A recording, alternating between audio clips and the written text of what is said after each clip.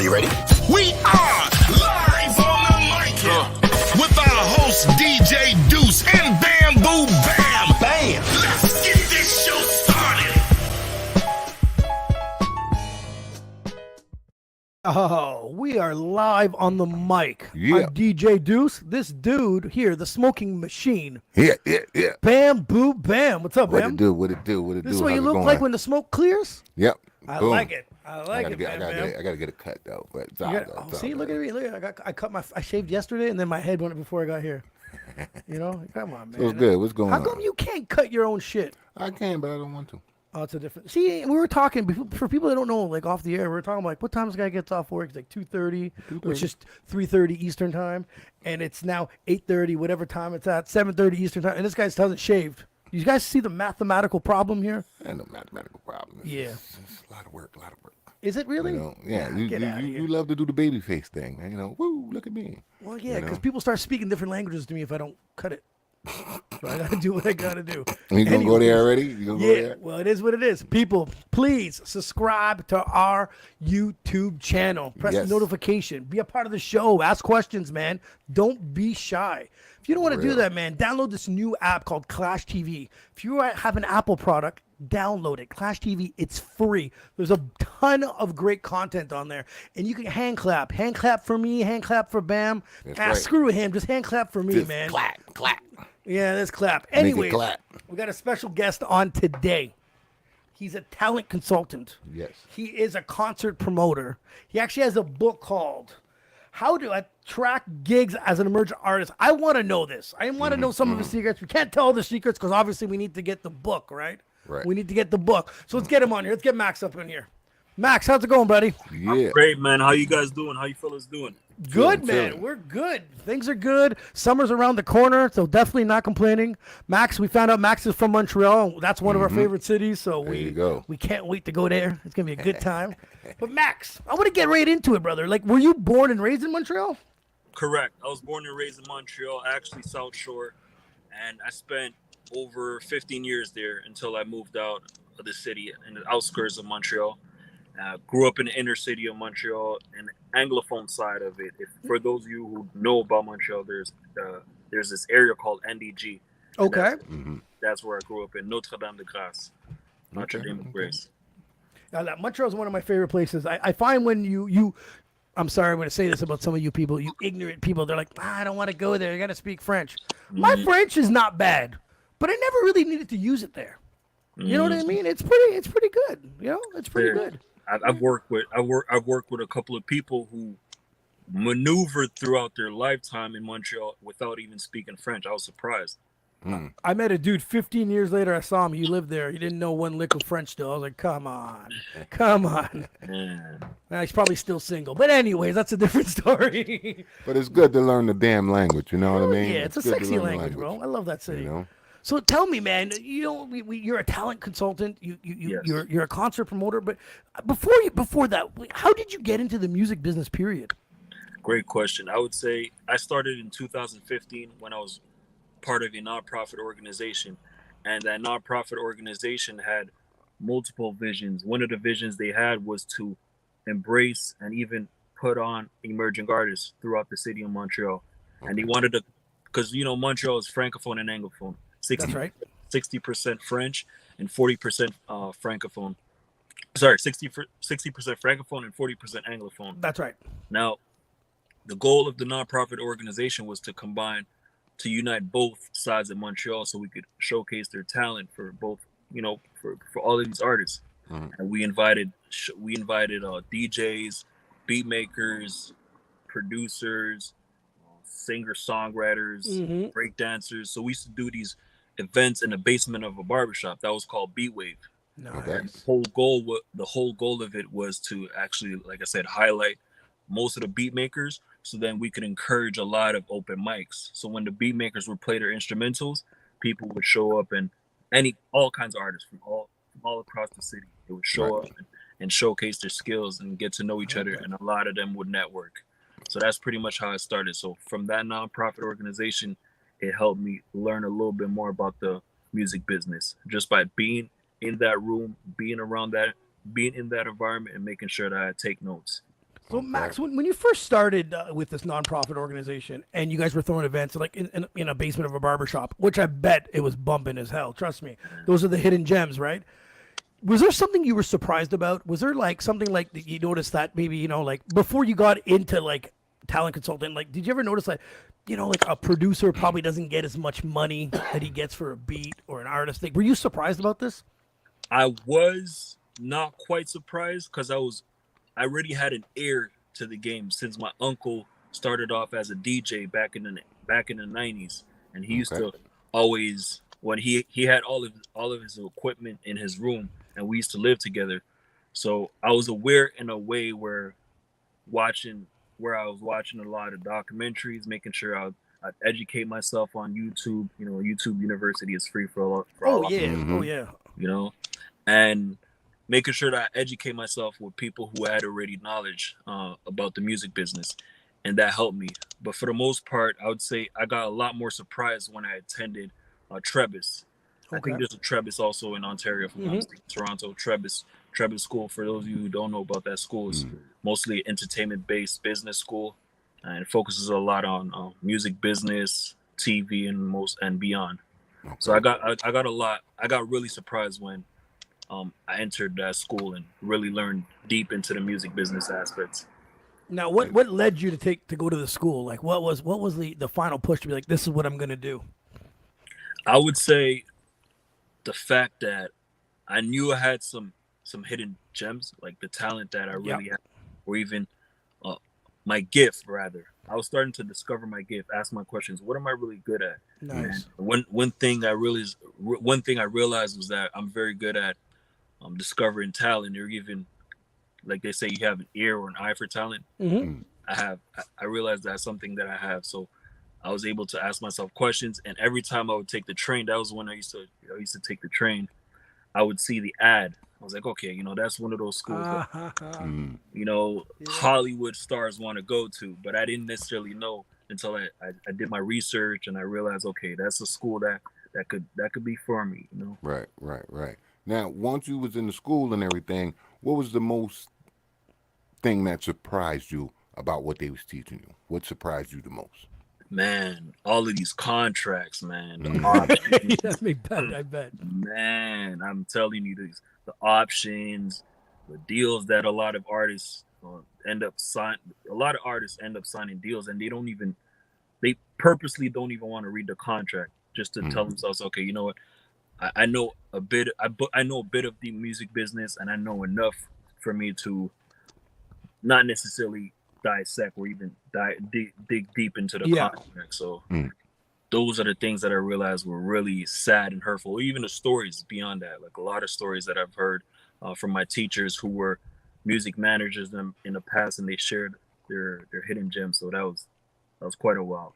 Okay. That was quite wild. Okay. Max, I'm gonna put you in a tough situation here.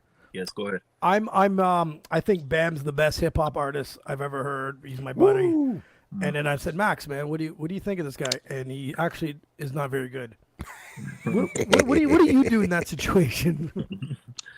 Man, I would have to sit down with you, talk one-on-one, and be sure about what you see in him. Like, what do you mean he's the best artist? Why is he the best artist to you?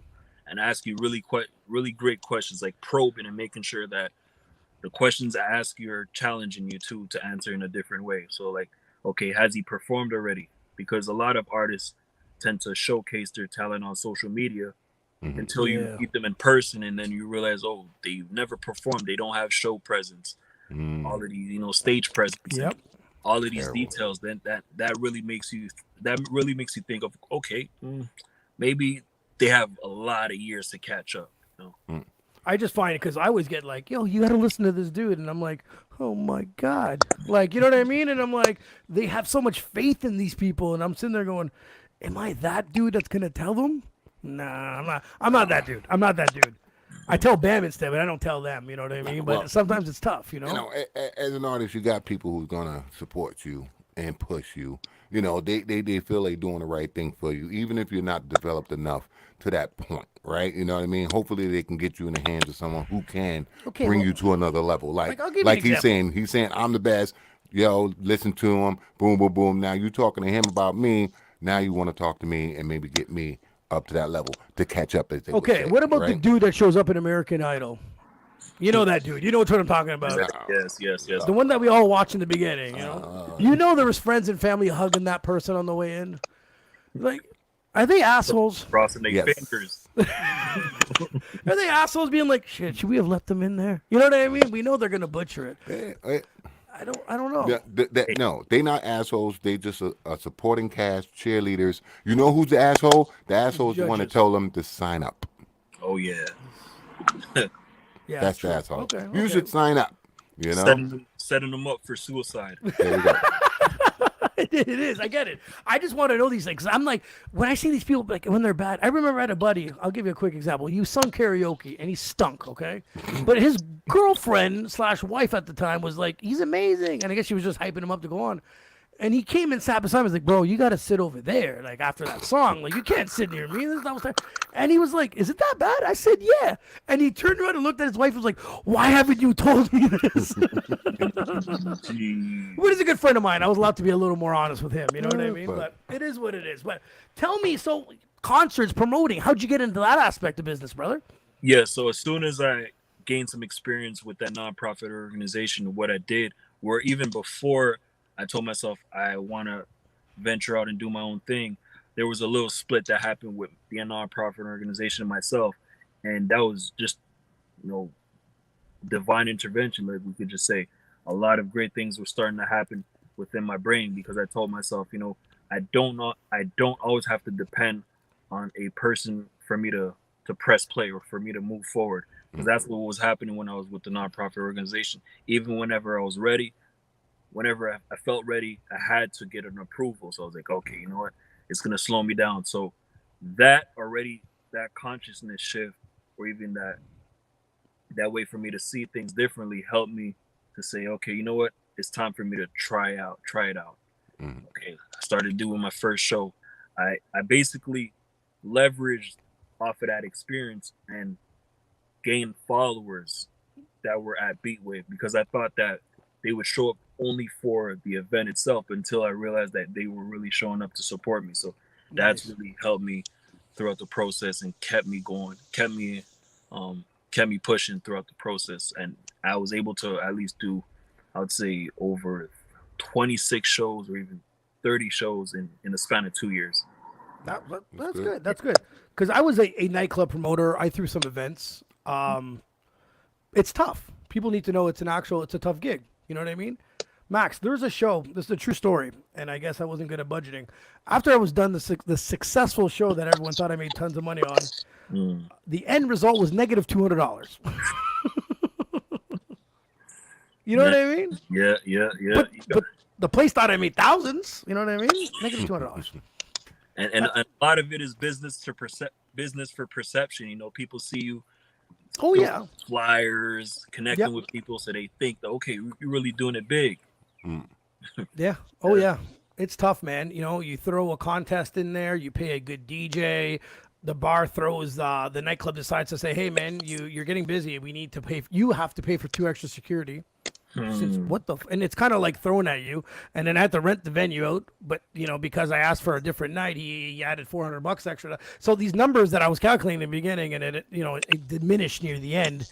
But you're right. The illusion sounded like I could throw another event, but it took a while for me to catch on. I had to tone down my ego. Is what I had to do to make money. And what I mean by that is I, as a promoter, one time sold an event to a clothing store saying that so-and-so presents whatever event it was. Right.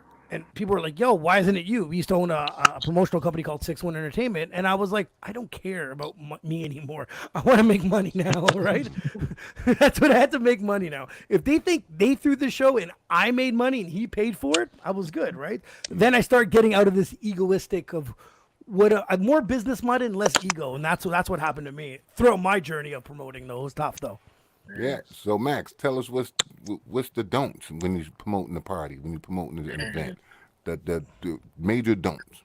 I like what DJ Dust just said. That ego, Yep. You could think we could always do it by ourselves, and I don't need let me start promoting today. I don't need an associate or a partner to to do this party or this event, and that's always gonna bite you at the end of the day. And I remember this show because you're talking about some of your learning lessons, or people usually say failures, but learning lessons. I I had a comedy show, and we didn't have any chairs at a nightclub. Imagine that. And it was one of those nightclubs where you could sit down, but people are so far apart. Yeah. You could imagine how the vibe was. Even when you were laughing, people would have to fake sometimes to laugh just to make sure that there's a certain ambiance. Wow. And I remember that show. That was quite a hit. I took an L. And Yeah, no, there is. Trust me. Bam threw an event. How was your event, Bam?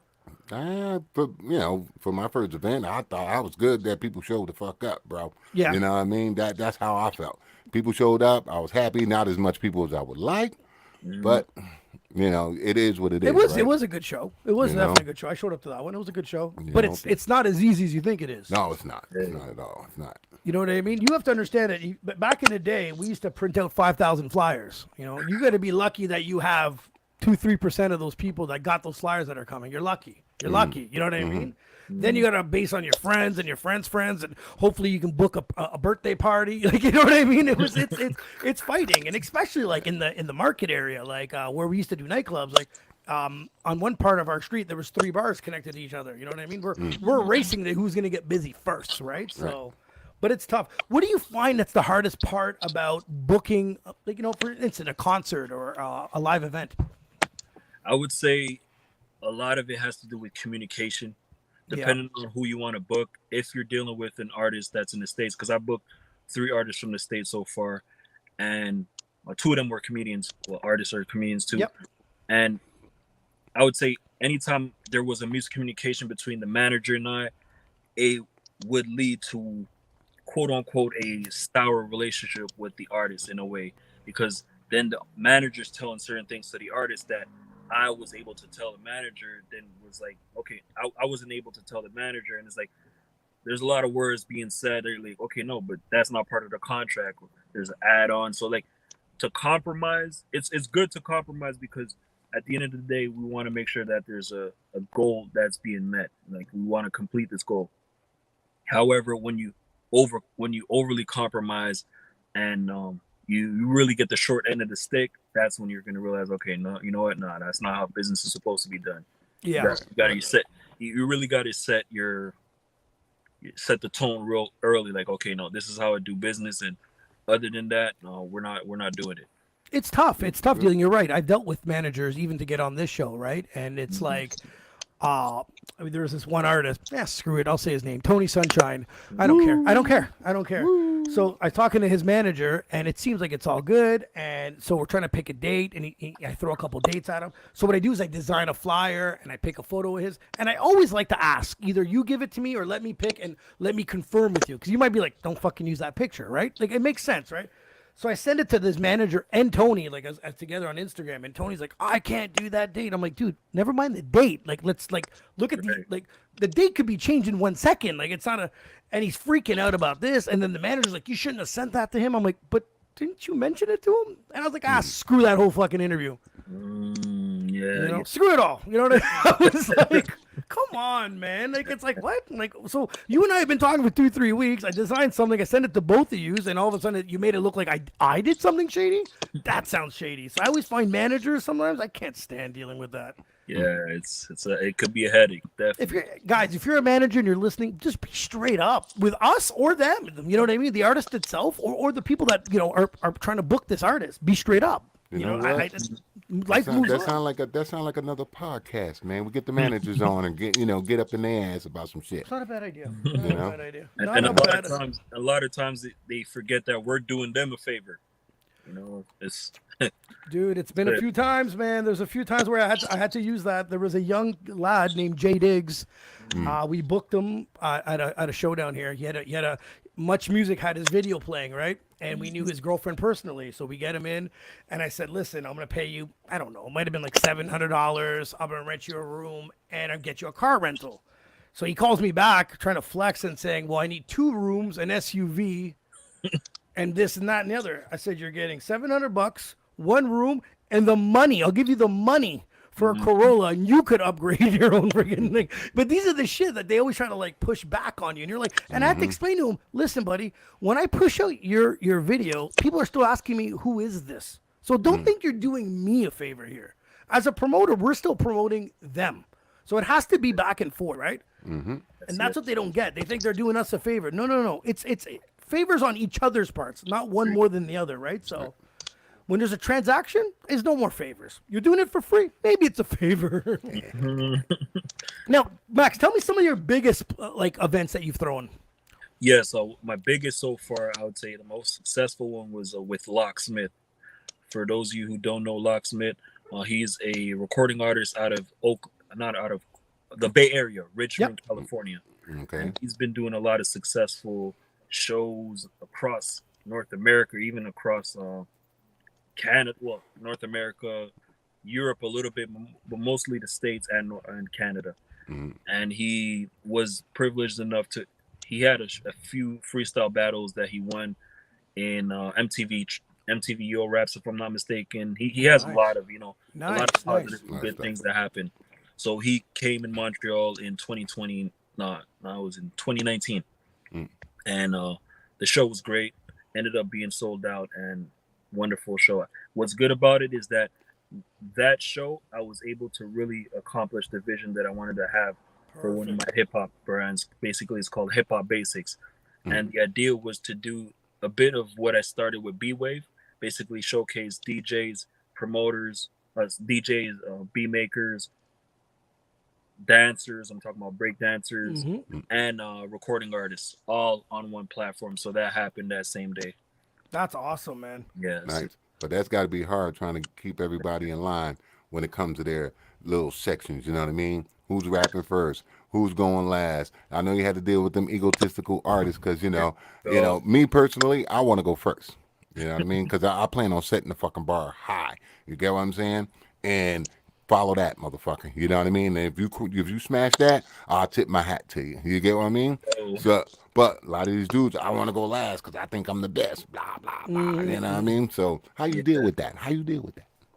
Man, I like that you asked that question because sadly enough, there was a duo that was supposed to open up for Locksmith that same day.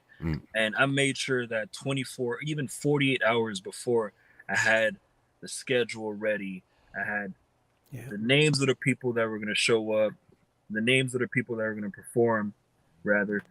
And I messaged every single one of the opening acts. Okay, this is at what time you're going to perform, and I'm expecting this, that, and the third. If you have any questions, feel free to hit me up. Every single one of them showed up, and besides I said the duo and a female and a recording artist as well.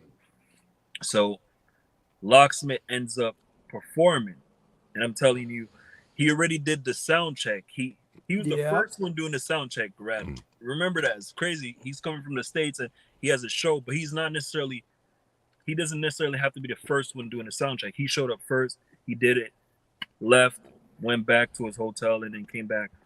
But by the time he came back, he performed.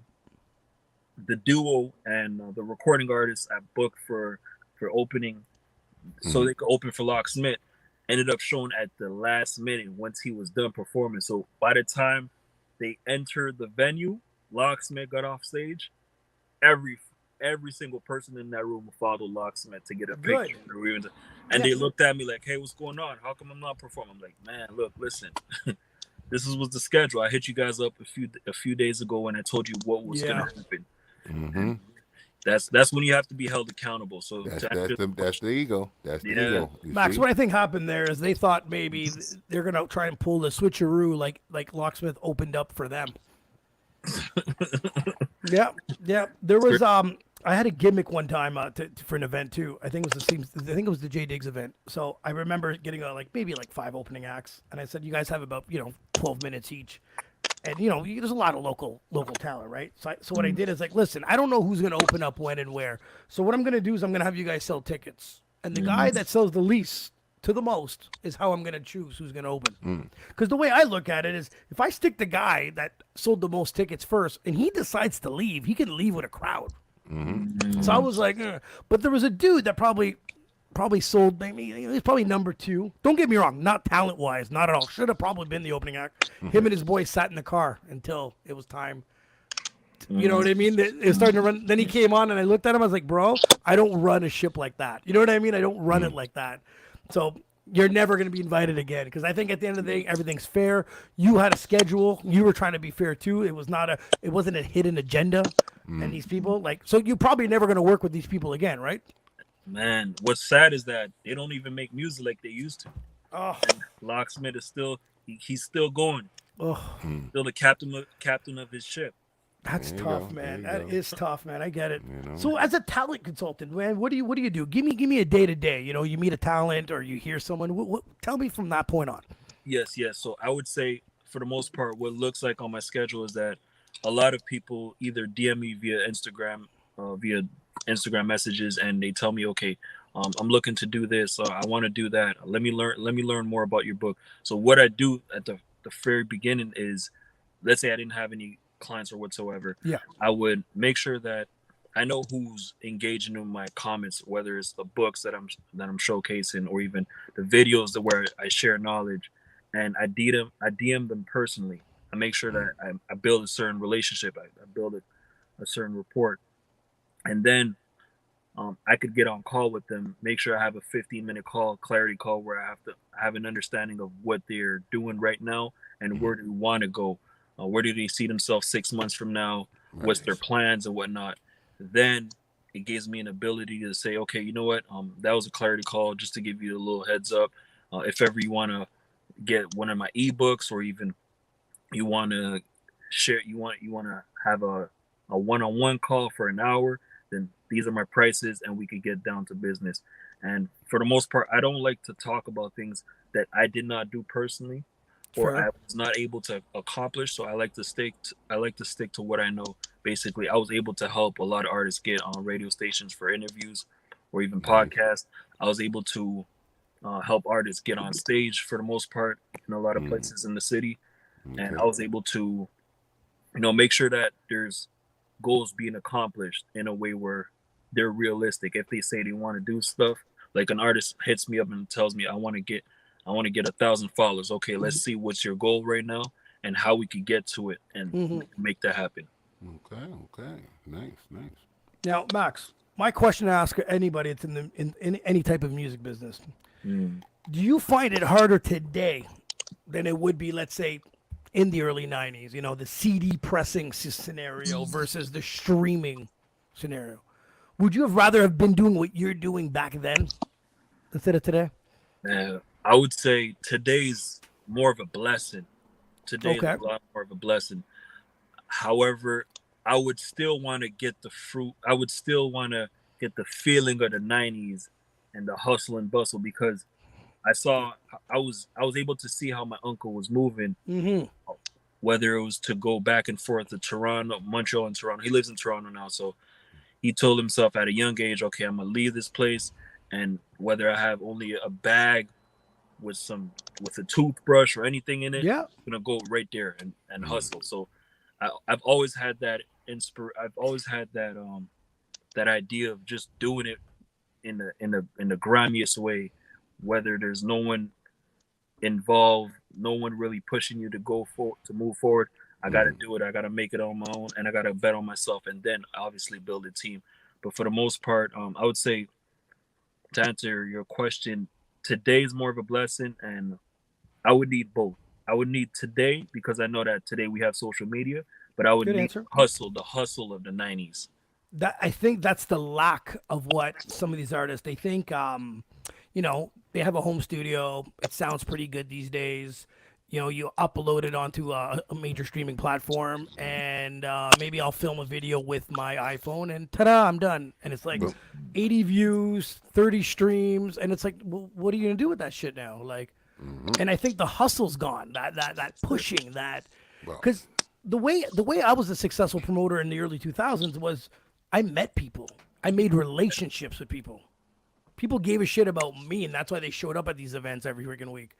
But if I would have sent them a Facebook invite, they'd be like, I don't care. There's no connection between me and this situation. Oh, that's the hard part. That's the hard part with the technology. You know what I mean? Once you do it, like you said, you can send out requests and this and that, do boom, boom, boom, and you know, a small percentage is going to respond to it. Well, bam, right? there was this kid, right, a young artist that's in our city, and he posts, I don't know, Facebook. He ends up posting, I don't even know what it was, maybe a YouTube video or some shit of his, right? I said, "What are you doing, man?" Like, you know, I felt violated. Like, what are you doing? And he goes, "I'm promoting."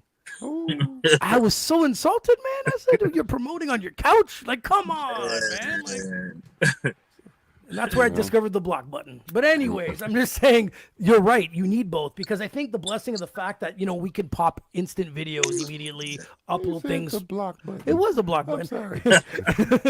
And that is the technical blessing of it. It's so great. But the reason why I used to love it back in the day for me was, if I was throwing an event, it wasn't hard to find 5 good artists, 3 good artists, because they were the ones grinding the most. That's how I heard of them. You know what I mean? They're the ones out there. There was, like, you know, I heard about their names on the street. I seen their names on another flyer. I was like, damn, these are the ones working hard. So it was easier back then for me to be like, yo, I want these guys on the show, or I want these guys performing. But today, I just find that it's the saturation that kills me of music, right? Wow. That's, you know, it's blessing and a curse, because you got everybody putting out music, but who's out there going to perform? Who's performing? Who's out there? Who's making the moves, right? You're too busy promoting on fucking Instagram or wherever, that you're not actually taking the time out to get on the fucking stage to impress the people so they can talk about you, get that street promotion, you know what I mean? Because if I'm promoting online, that's fine, but you came to my show and seen my fucking stage presence, you like, yo, that motherfucker crazy. True. His album ain't that hot, but yo, that dude, you know what I'm saying? Like, there's a bonus you know, to it, right? it everything helps, right? 100%. Max, like, because what I like what you're saying is, like, you know, you set up these guys to succeed. You're looking at radio interviews, because the thing is, for me also, as a fan of music, an interview can kill or make them. Word. There's times where I've watched an interview, I was like, fuck, I hate this guy. You know what I mean? And his music kind of diminished. And there's guys that I was like, you know what? I really like this dude. I'm going to listen more of his stuff. You know what I mean? I was like, you know what? I really like this dude. Because the thing is, it's that connection that we were talking about. If there's no connection with you and something else, what's the investment in listening or putting your time into it, or telling your friend to listen to it? There needs to be investing. People need to invest in each other. And artists need to break out of that shell. And you're right. Having someone like you to be like, this is the way to do it, it's what's going to count at the end of the day, right? So, man, no more mentors around. You know what I mean? And that's the thing. We need it. There's a lot of creatives tell themselves they could DIY it as long as they can until they meet it, until they realize, okay, there's a wall in front of them, and whoa, no one's behind me, no one's beside me, because, you know, you didn't take the time to invest in yourself, meaning invest in books, invest in courses, or even invest in people who have a lot more experience than you in the music business. So those are things that you want to take in consideration. Like, for instance, when I was at Trebas, I told myself my teachers are going to end up being my coaches at one point. So I'm still in contact with a lot of those teachers, and I ask them questions whenever I can and keep them informed of what I'm doing, and not necessarily always ask. I would rather give more than ask. That's awesome, man. That's awesome. I just what was I gonna say? I got a question for you. What I'm just saying, and I'm just throwing it out there. For an artist, for instance, like in our scene here in Ottawa, hip hop's pretty held down. We're lucky if we have a bar that's open. That's we dedicated. And I think even the performance situation is even decreased in more because of during COVID. But and even where Bam is from, for instance, you know, like they're in Halifax, it's the same situation. Yeah. What advice would you give to an artist in a smaller city like that? Great question. I would advise them to keep creating content. If they're not creating content, what that means is, like, use your social media to your advantage. Go on Instagram Live and share your story. Talk about the fact that you're in a small city and your goal is to reach to a certain point. Speak it into existence. I would say document every single thing you're doing right now, because within that small city, there's still one person that's impactful that could change your life, or that you could change their life. And that connection could be created whatsoever. And, you know, whether there's a small bar of 50 people, go out there, make sure that the bar owner knows you, the promoter of that bar knows you. connect with every single person who has a positive impact in your city, and utilize these connections to your advantage. Make sure that you look at LinkedIn, look at who they're connected with, and make sure that you put out music consistently, and keep that in mind so you can be a lot more impactful. Nice.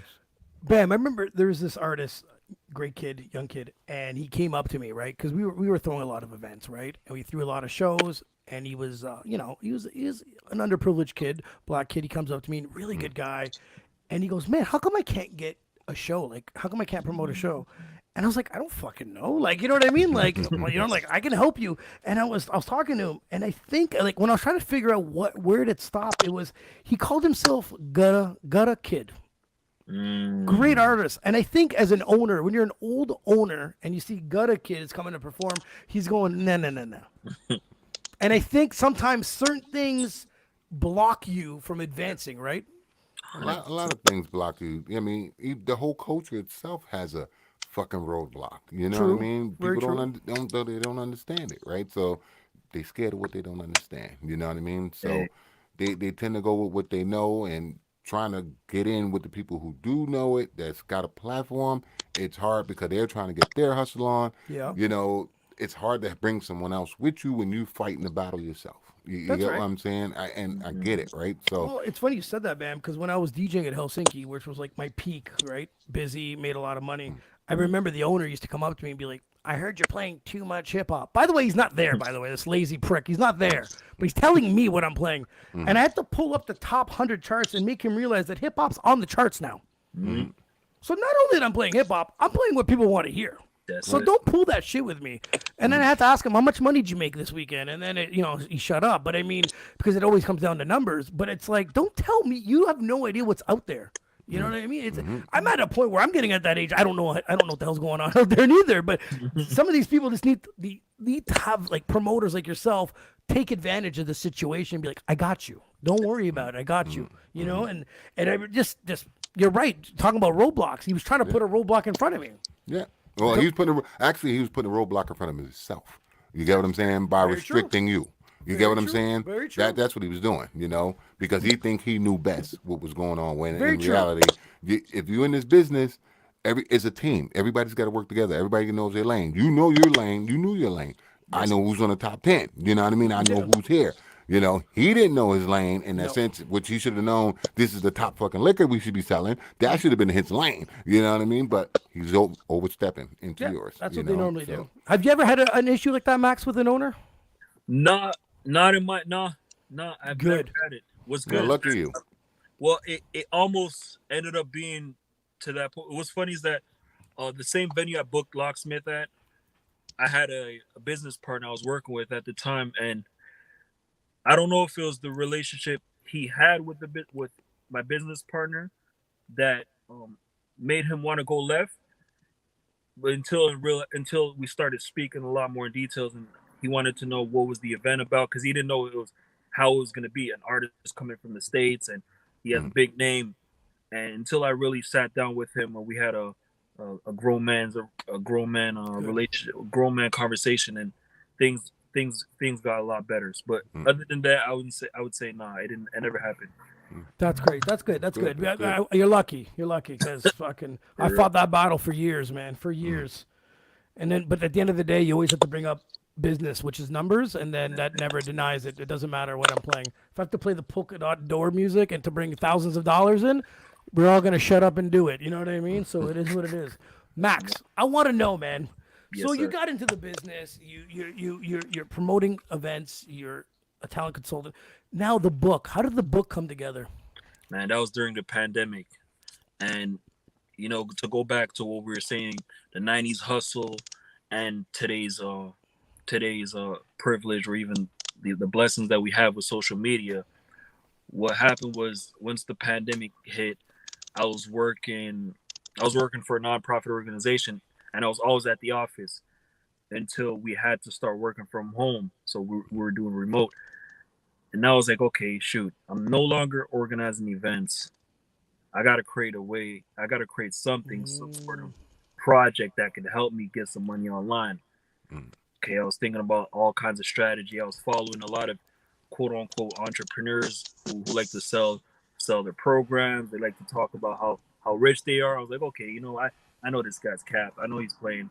I know she's on some different stuff. Okay, I was just analyzing what was going on social media until I told myself, okay, I saw one of the entrepreneurs who I follow today talking about a digital product, and I'm like, okay, that's interesting, digital product. And he's like, oh, I have this ebook, and you can do this, that, and the third. Okay, I started studying what he was really talking about, doing my own research, and I realized, okay, I could really utilize the knowledge not only that I have from Travis, but the 7 years in of the music business experience. So I could still be a coach to someone, even if it feels like those years are small. But I was enough to say, okay, I could teach my beginnings. Okay, so now I started Max, hold on. Are you digging Max, deep? Max, hold on a sec. You're Break. yeah, Yep. a little bit, yeah. Yeah, he is breaking up. Okay, just check. Let me kick you back out and you come back in. Okay, yeah, should be good now. It's Man, signal. you notice that all these every time it gets hot and heavy, Mm. the internet goes, nah. Nah, You guys nah, ain't nah, getting nah. that information. You ain't giving that information for free. You know. It's like, so tell me a bit about your book. Max probably has it done on purpose. Yeah. So now we have to buy it. Ah. You know. I was thinking for a second that Montreal went with AT&T. I don't know. Oh no, AT&T. Yeah. Our buddies in Ohio, Cleveland have bad internet too. Mm-hmm. The Carolinas. Yeah. Oh. Do you know what it is? I used to always get jealous, right? When they used to say, yeah, cell phone providers, you can get the internet all inclusive or whatever, unlimited, $29.99. I was like, God damn. But you never think about like the download speed, the upload speed, shit. Yeah. All of it's garbage. I didn't know that though. You know what I mean? So for me, at the end of the day, it was always like, let me just kick him out real quick, and hopefully he can come back in. Yeah, you can hear they still do it. You know what I mean? Yeah, so- you get 5G until you get to a certain point, and then Well, they drop. that's fine. At a certain point, sure, I still think that's stupid. But I mean, like I used to go with Bell, and I remember telling my parents, like, yeah, just get whatever's cheap, right? Like, if Netflix works, it works, right? Yeah. But then you got your cell phone, and then your laptop, and then 2 TVs are streaming, and one's getting kicked off, and you're like, what the hell's going on? One time I uploaded a video for one of these podcasts for Clash TV, and it took 2 hours. Oof. I'm like, how does it take longer than like the actual like footage itself, right? Right. So then I'm like, this is freaking stupid. So, then we upgraded. We got Fido, and fucking their download speed's like, I don't know. Fast. I want to say 20 sometimes better. Upload speed's probably like fucking 30 times better. Like now I upload in 60 minutes. You know what I mean? Yeah, like, good. but that's what makes me realize. And I always get scared when these guys from the States are like, yo, get us on. And I'm like, oh no, no, it's the itchy and scratchy show. You know what I mean? So I'm just like, it's too much. Bam, I got a petty story for you. Let's do it. So It's petty time. There's this girl that I haven't talked to in a really long time, right? Uh-huh, Got a new boyfriend, not allowed to talk to any of the guys. No, her boyfriend's not appreciative with this. And you're just saying hi. You're like, oh my God, whatever, you got problems. Right. Time goes by, completely forgotten. You know me, I got rid of Facebook, right? Right. I got a ding yesterday. Ding. It's her on Instagram. So she hunted me down on Instagram, and it's like, "Can you do me a big favor?" I'm like, "What, is she in trouble?" Because I'm a softie when it comes to trouble, right? Yeah. She's like, "Can you vote for me for this?" Blah blah blah blah. I said, "Fuck no," and blocked her too. Oh, fuck. Found that He block said, button "No, also. I ain't voting for shit. I ain't fucking with you. Don't want to get your No, boyfriend upset." Terrible. I know now he's okay with me. Come on, man. I'm just sending Max a quick message and click on the link again. But yeah, no, I don't like that shit, bro. I don't. This. I was just like, but don't get me wrong. If she was stuck, and she was, you know what I mean, I would have felt bad, and I would have just pick her up, I something would've like did it. that. I You know, would've- something it- you can help a person out, right? exactly. But that wasn't the case. I was like, you know what? Can you click on this link? Now you need me. Yeah. Nah, it's just weird. I mean, I get it when people get with people, and the person they get with, they tend to adapt their personality. Well, You know what I mean? I just got something right now, right? Okay, it's this girl. Obviously, I haven't talked to him for ages neither. Talking about how her son will be participating in the jump rope for heart this year. And here's the link to donate money. This is terrible promotional skills like we were talking about with Max. Well, No connection. yeah, none. You know, they just putting it out there, hoping they can get 10 people. And then wonder why they're they good. don't though. Well, they don't know that they don't understand the whole theory about promoting. You get what I'm saying? It's everybody think it's just I can put a link and blast it on everybody's fucking page, and that's promoting. And all of a sudden, like at the success rate, You know what I mean? They think that's promoting. Here's my link. Bing, bing, bing, bing, bing, bing, bing. That's not promoting. The question is, bring me to your what you promoting. Bring me in. You know what I mean? And that's the part they don't take in. Have you ever seen a GoFundMe page and it had only like $10? Have you ever seen something like that? Yeah. And then you look at the date, it was like 2 months ago. And they only got $10. And you're like, and it's like, for my birthday, I want to donate money to blah, breast cancer or whatever, animal, shelters. And you just go, man, you managed to show everyone that no one cares about you. That's fucking crazy. No one Go cares. find me. Delete that shit. Delete your whole fucking profile. Because $10, I've donated 25 people I don't even know. Oh fuck. Oh, I don't know, man. This gotta really look into how to promote and do the promotion. But everybody is just putting stuff out there, clickbait, trying to clickbait. Yeah. You know Yes, what I mean? clickbait is the actual easiest way of doing shit. I get that. And the hard work. I don't know. There was someone that commented on one of our YouTube page saying, "Hey guys, it was fun seeing you guys in Cuba," but you can't really tell who it is. I wish they would have said who it was. You know what I mean? But that's the thing. That's the one-on-ones that we have with people and the conversations we talk and, Yeah, and the the debates couple- we talked about some of our other friggin' podcasts. Right. A couple of people, joined the podcast talking about it was nice down in Cuba. Da da da da. Good looking out. I even joined his group. You know what I mean? One of the DJs. You see what I'm saying? It's that's how it works. It's I'm invested. We talk. We this and that. This guys. This post this shit on a story. I get it. When I do it, I even though I have like thousands of followers, I'm lucky if 70 people look at my story. You know what I Right. mean? It is what it is. It's facts. You know what I mean? We get more love from strangers than we do the people right next to us sometimes. You know. That's right. That's right. But the thing is, artists need to know that too, right? I was telling everyone that starts something. My friend Nina started this. Nina travels. She has this little. She does little traveling things and gives tips and stuff. And she's funny and she's hilarious. And Okay. it's a new Instagram account she made. And I told her I was like, I'm like, hey. She's like, I'm thinking about doing a podcast. I said, holler at me. She called me. I broke down what we use. We use StreamYard, Podbeam, all that stuff, right? And the next thing I had to say to her is, don't get mad at the people that don't follow you. That's right. And she started telling me a bit about, some people thought we were trashing her idea about doing this. And I said, exactly. Your idea is only going to be cool when the strangers think it's cool. But your friends next to you, So I said, you have to look past that shit. It might be heartbreaking sometimes. You might not understand it, but you got to look right past that shit. You know what I mean? Don't let it bug you. Yeah.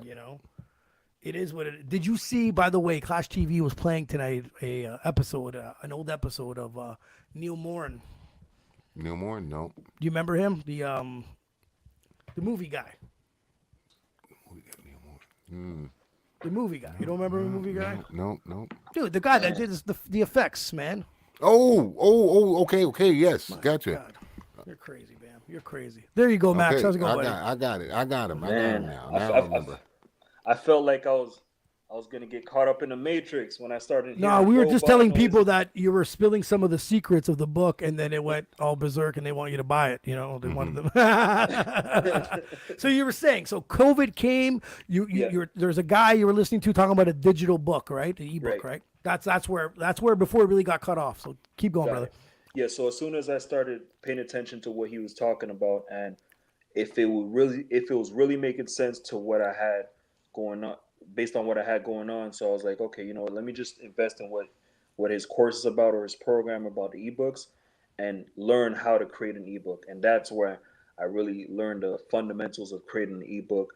I basically took at least 50 pages, 50 to 55 pages of what I've learned either at the Trebas or even my personal experience throughout the music business, Yeah. and compiled it into an ebook, and to later on going to turn out to be a physical copy. I'm going to turn it into physical books. That's awesome, man. That's an accomplishment, man. Writing a book is always. There's times where people are like, "Yo, you should write some of the stuff you've done," because I've done some stupid shit in life, and every time I go, yeah, and I'm about to do it, it's not Yeah, no, it's intimidating a little bit. So I'm happy you pulled that shit off. But this is your book. This is your book right here, right? Yes. So right now you could only get it as an ebook right now. Correct. And where could they find it? Yes, the link is in my bio on IG, which is on SamCart. So once you grab the link, it gives you an idea what the ebook is about. And I'm just gonna give you guys a little bit more information about the ebook. It's basically called "How to Attract Gigs as an Emerging Artist: A Guide to Position Yourself in a New Digital Entertainment Economy." So I had to add the digital entertainment while we were in a pandemic, because everything was turning out to be digital. Yeah. Right. And people were talking about doing virtual concerts and how to position themselves on IG. So I took a lot of what I was able to observe or even learn and put it into the ebook. Even at the beginning of the ebook, I talk about the pandemic or how things have changed in the music business and are continuously changing. People are talking about NFTs now and all kinds of things that are in the virtual world. Yeah, the NFTs are scary for me. I don't know. I'm getting old, bro. So writing this book, I'm surprised you didn't go down that rabbit hole. Because some authors, they go to write something and they go down this rabbit hole and it takes years to write a book. You know what I mean? What did you do to not go down that rabbit hole? You just kept it to the basics, or what? Yeah, I would say I kept it to the basics, and knowing that I always want to reinvent myself. So for me to write that book, I know what's coming up what's next for me in the next 6 months or even the next 3 to 5 years. So like I'm making sure that these moves are done strategically.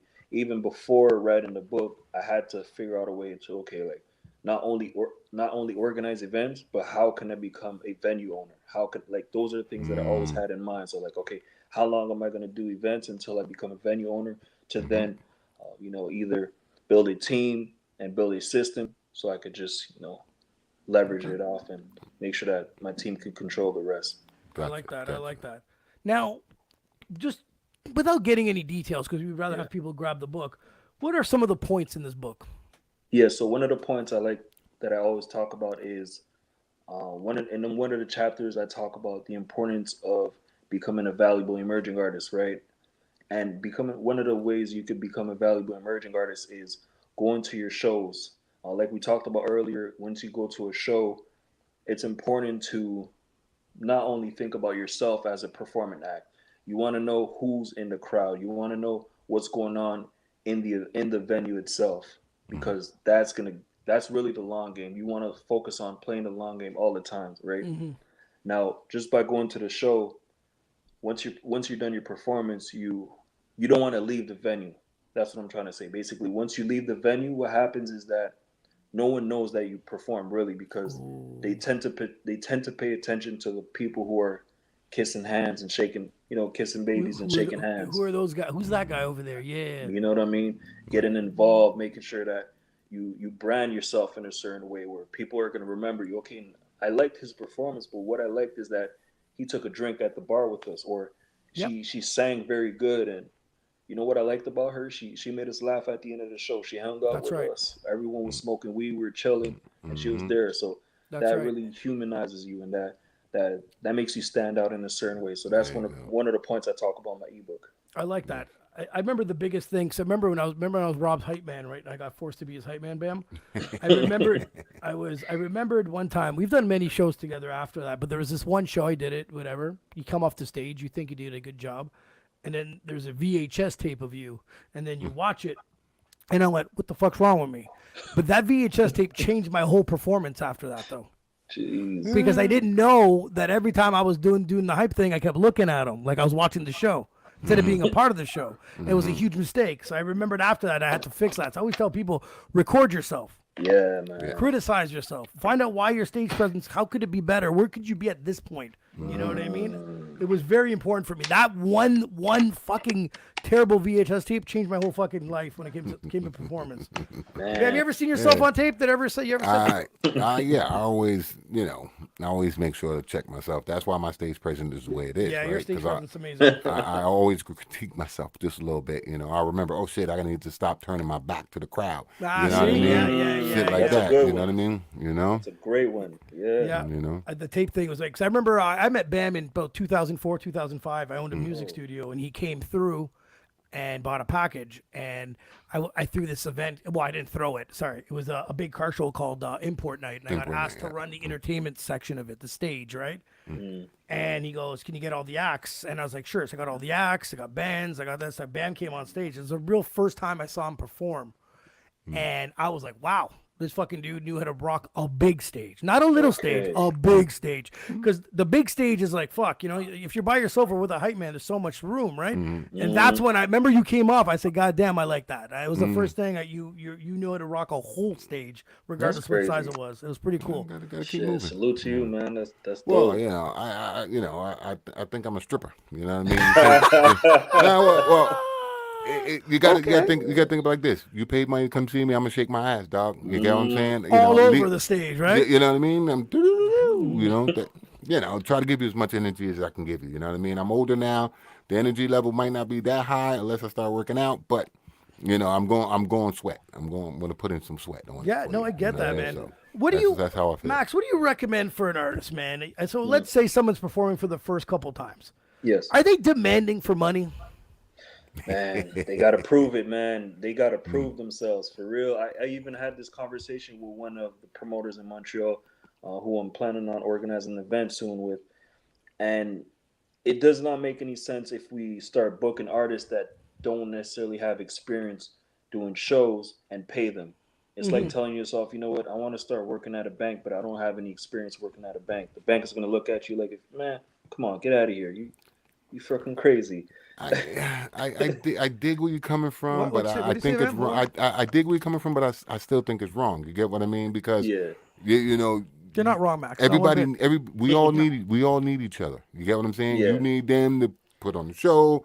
You know what I mean? They need you to get out there. You know what I mean? And if you can't, as a promoter, if you can't appreciate them for what they're doing and give them something, but he doesn't know what you're doing if he's never saw you. It kind of he does because he done made himself known to get on that show. You get what I'm saying? Right. You see what I'm saying? I made that. Don't shake. No. I was gonna say right to his point, but however, now don't get me wrong. If I went up there and I fucking bombed, you give the money back. If you bomb, then now I'm not fucking with him again. You get what I'm saying? But then it's too late, so you're a waste of whatever, $100, whatever the case. Because this is what, Max, the reason why we bring this up, because the first time I ever threw an event where Bam it wasn't Import Night. There was another show at a place called Babylon's. I said, Bam, you want to perform, man? He goes, me. How much you going to pay me? I never saw this dude perform. It took him a month to get a track done. This is what my attraction with this guy. I'm like, this guy. So I asked him. I said, cool. My question as a promoter to him was, if I put Bamboo on my flyer, how many people are gonna be outside? That's it. I don't. See, but there you go. It's your flyer. My You flyer. see what I'm saying? You just took your flyer and put it on me. You see what I'm saying? But Now, because you if I wanted put money. you on my, you see what I'm saying? You I'll put wanted you on my money. flyer, but it's your event. You see what I'm saying? This is where the debate comes in. You see what I'm saying? However, but it goes back to what we were saying because we're doing promoters are doing the artists a favor too because we got to look at And it I from agree. a perspective. And that's what I said. I agree. We need each other in that sense, right? Yeah. You know what I mean? But here's the thing. It's like you hiring me to do a job. You understand what I'm saying? If I don't do the job good, you're gonna fire me, right? Right. How much? I'm hiring you as an You artist. gotta be an Get apprentice, your ass bro. up there. You gotta be an Shake your apprentice. ass. Get your ass up there. Shake your ass. If you can't shake your ass right, you're not coming back. You know what I mean? And this is how you end up with the nice talent. That's So how much why I pay you? How much I pay you? Nothing. But that's how you know. That's how you know when you got your man from the States to come up. You already knew he made his mark, but he had to start somewhere. Somebody paid him somewhere. Yeah, you have to start from nothing. You know what I mean? As a DJ, I DJ'd for free. You know, Mm. you DJ for free. And then it was like, I need this, that much. And then it was like, yo, I'm doing this. And now I want to get paid a percentage of what comes in. You got to start somewhere. So when you went to the club or went somewhere that the first time you got paid for a DJ, Yeah. did the person ever hear you DJ? No. Okay, so they paid you Not without the fir- knowing the if you can first time? DJ. No, Yeah. but this is a reputation though, because as a Right. DJ, it also didn't become. You guys know this too. Sometimes you don't hire the DJ for the music. Sometimes you hire the DJ because you knows he's going to bring 30, 40, 50, 60 alcoholics 100%. that's going to sell at the bar regardless what the fuck I play. 100%. That's where it starts, really. You guarantee, yo, I'm going to get your bar sales. He doesn't give a shit if you can fucking mix, spin, nothing, your equipment, he doesn't care. Because at the end of the day, what did I say, Bam? Numbers. Numbers. Right, but that's looking at it from the owner's perspective. You know And then what it I mean? usually takes someone's name going, yo, man, you got to hire this dude. He's great. That's how usually there's a hype. Now, if someone said, yo, you got to pay for Bam, he's going to rock. I didn't hear that shit. Nah, this is true, but I'm the one that's supposed to tell you that. And that's what I'm saying. I'm the one. Max, Hey, you wanna ain't know what's nobody even else better? out there You wanna know what's representing me even but better? me. Go He ahead. fucking shows up and drinks in the crowd. Hey, where am I supposed to be? In the crowd, talking with the people. You could have Yes, been rocking no? the stage and have more people talking about this event. You but know what I mean? In the no. crowd with the people. You got to be in the crowd with the people. Pays You're not in the cover. crowd with the people. He gives me $5. Could have You got know? in for free if he would have performed, but no, he doesn't do that. No, but I still went to the show. Yeah. You understand? I'm not on stage. Or am I going to be one of those motherfuckers? I'm not fucking going to the show because you won't make me perform. I don't give a fuck. I'll come to the fucking show and I know you support come to you the show. anyways. You understand what I'm saying? understand Because why. it's bigger than you. It's about the culture. Right. You understand? Right. Bam always tried to feed the bullshit that I should be paid for my art. You know, I drew a circle. Pay for my art, you dumbass. No, see, I think everyone That's an should start. NFT. That's an NFT. No, it's an NFT. I It's don't an know. NFT. The What whole you world's talking gone about? crazy. I Max, was what do you on it think- before. I was on it before. What do you think about an NFT, man? Your quick opinion on this? Man, I think it makes a lot of sense to those who are able, to those who have a lot of options, right? For Okay. instance, if you're an artist and you have merch, if you're an artist, you have a large fan base, then that would work a lot better for you because you could sell an NFT and attach it to other things. For instance, That's right. if you want to have VIP access to my show, show up to get this NFT. You want to get an autograph or a picture with me Makes at my sense. next concert after I release my new EP or album, then you could Yeah. strategically place that NFT. So if you're up there, if you're up there in status, I can see how the NFT benefits you and it's more personal with you and the customer, right? That's it. But so because I'm trying to break my head down as an independent artist, why would they want to go this route? Like I'm always like how the fuck does it work? And and I'm not I'm a liar. I never said I was a motivational speaker. Sometimes I'm a demotivational speaker, right? So that's what I usually am. But I'm just like, because I'm always trying to break it down. Like I'm always trying to wrap my head around things. Like As, I was as what? independent, it's just that transaction between you and the buyer. That's it. That's all. You're Now, cutting out everybody. Bam, do you think that You're a middleman. an NFT, or Max, maybe you can answer this. An NFT would be super cool if it was, I don't know, with a hit single with, like you said, maybe some merch or some tickets to a local event. Would that work? Do you think an NFT would work that way? If you had a fan base, it Yes. would. Yes. Right. I think I like it. I'm just trying to, I'm trying to grasp all this stuff, like the Bitcoin, I got reeled into that and it screwed me this week, but whatever. This technology stuff is just weird. I'm always more of a hands-on type of guy, right? Not owning something physical is starting to blow my mind, right? Like, digital currency, then you have these NFTs. I bought an art painting on my, I can't. It's I don't crazy. know. Well, I mean, it when I think about it, sometimes it's like, a $20 bill. What makes that valuable? Yeah, I see what you're saying. Really, it's just a Yeah. physical piece of fucking paper. someone What makes said it it. valuable? Because people want it. Yeah. That's it. That's all. If you can make the want and the demand for whatever you got, it's valuable. You know, You're right. even if it's Fucking one Pokemon of, cards, bro. even if it's one of one, even if Go-go. it's one of one. You know what I mean? So No, you're right, man. You're right. Right. Max, man, that's awesome. So Yes. what do you have coming, man? Upcoming events? You have anything coming up this summer? What's going on with you? Yes. I'm definitely working on this event that should and will bring the city out, and it's gonna be more of like an. I'm gonna keep you guys informed, but definitely it's gonna be something interesting. It's gonna be something interesting. So it's gonna be a great show. And on top of that, the ebook is already out, so I'm gonna have to release the physical copies real soon. That's something that's in the works, and there's more to come. There's a lot more. I love that, man. That's good news, Definitely bro. keep us informed, bro. I'm a few hours away, so don't hesitate. Hey. Don't hesitate. And We got your. And I always told myself I got to go to Nova Scotia. So Yeah, come on through, cuz. Come on through, man. You know what I mean? So you come down this way, get some food, check out the scenery. Beautiful place, beautiful place. no It's, doubt, yeah, man. it's beautiful. You know? But if you're from Montreal, you might have to take a few naps while you're sitting there. I'm telling you. But whatever. That's There's, just my there's a opinion. lot of All right, French we'll speakers. see. I'm going here. down there There's for a lot of Canada Day English people weekend. here. I gotta. You know, you have a I'll good let you time. know. I'll let you know, have a good Max. time. Maybe you can skip out on that tour. We'll find out. He's old. Don't listen to him. Man, don't listen to me. This guy. He You're shaves older the than me. I gray. don't even know what the hell you're talking about. He's older than me. For the record, he's Oh, older get than the me. fuck He just outta shaves the here. gray. You see? You see his response, right? Because he knows it's true. What the fuck, man? Oh man, you guys are hilarious. Max, if you want, I'll send you a few episodes. I'm gonna tell you what what type of hip hop music he grew up on, and then his age will be revealed. We have some footage, man. We have some footage. But Max, man, let us know. We'll share it up here. You know, like I said, man, Montreal's a great place to go. We're a few hours away. We can probably get people from out here to come see you guys out there, man. I like the work you're doing with these artists. You know, we got you on here, man. Me being a promoter, him being an artist. Got some good points. Made some awesome points, man, and that's what I want to hear, bro. We could have said that you're a phony today, but that's not it. By 100%, guys. Max is legit, man. So It is. follow his shit, grab his book, man, and you know, check out for his events. And by the way, I got your Instagram link in the descriptions in the bottom of our YouTube. So click on him, follow his ass, get his book.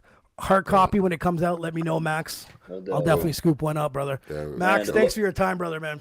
The love is mutual, man. I'm following you guys right now. Subscribe to your page, and I gotta finish off the interview with Chris Gotti. So. Yes, Chris is the dope, man. He's dope as hell, man. I mean, it it was a real true pleasure, man. Have a good night, guys, man. Yeah, Peace. peace. Love.